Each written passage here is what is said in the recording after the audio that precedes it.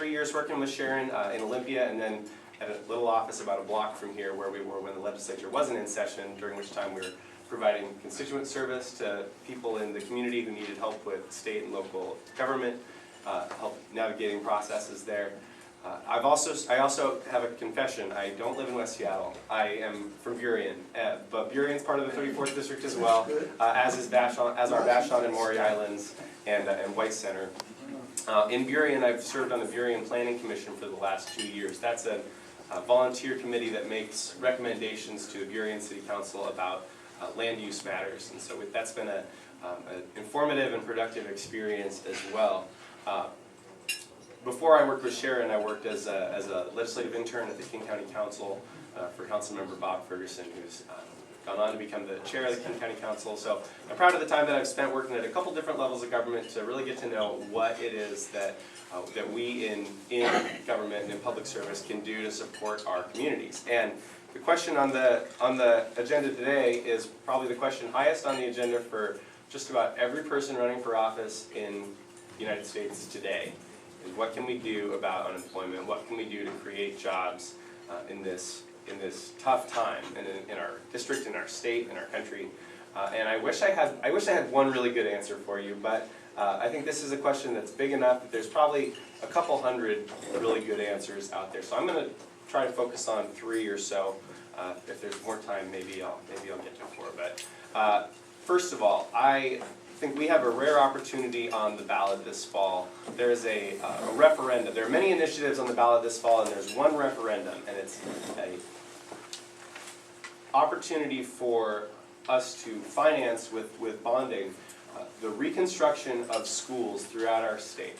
And so local school districts will apply to the state for this money to retrofit their schools in a variety of ways, including to promote energy efficiency in those schools, to make a healthier learning environment, because we know things like higher carbon dioxide content in the air in schools makes it harder for students to pay attention in class, and to enhance the longevity of these schools so we don't have to start over and build them from the ground up as we're having to do in schools that have not been properly maintained over the years. It's not every day that you get to vote on something that has so many upsides with no real downsides. We're going to generate jobs in the short run by reconstructing these schools. Construction jobs, electrical work jobs, a lot of jobs associated with the actual reconstruction of the schools. And then in the medium term, school districts are going to be saving money on things like insulation and energy costs that they can then put back into instruction. They can put back into keeping teachers in the classroom. So we can have more teaching jobs, we can have more construction jobs, and we can have a healthier learning environment for our kids, and we can have a more environmentally sustainable system of schools in our state. So we'll be helping on environmental front, economic front, helping our schools be better learning environments for our kids. It's a great opportunity, and I hope that you will consider voting yes for that one. It's a great thing.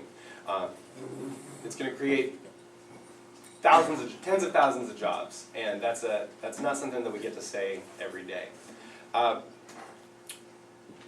Second thing that I think is an opportunity for us to work on as we look at getting out of this crisis and getting people reemployed. One of the few areas, over the last 2 years, the legislature's made very deep cuts in a lot of state programs. One of the few areas that just in the 2010 session actually got an increase in funding, which I think is a good thing, is worker retraining at community colleges. That's a critical thing all the time, but especially now. It's especially important during a time when so many people are out of work, when the economy is changing, when people need new job skills so that they can compete in an economy that's a little bit different than the one that they may have been educated for earlier in their lives.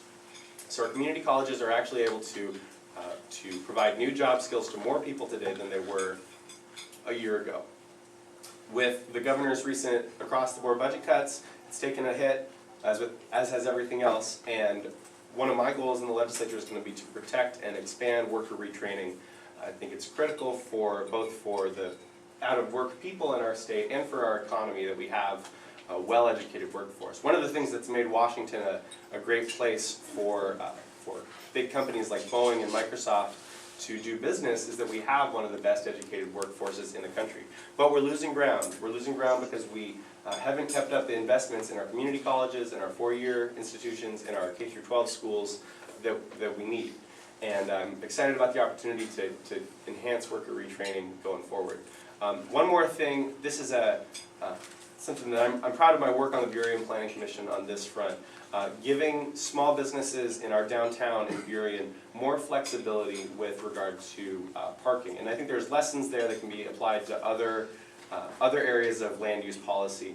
We said to small businesses in downtown Burien, you can either provide the parking that is required that you provide under our city codes, or you can pay into a fund and the city will use the money in that fund to build a municipal parking lot. So that you can, instead of spending your valuable time and energy building these parking spaces, you can use that money to hire people and create jobs. I think both with regard to parking and with regard to a lot of the other land use requirements that we have on our businesses and in our areas, that's a model that can apply to help small businesses really focus on their core functions, which are providing services to people in the community and hiring workers. So those are three. There's lots more. Appreciate your time today, and hope to answer your questions to your satisfaction.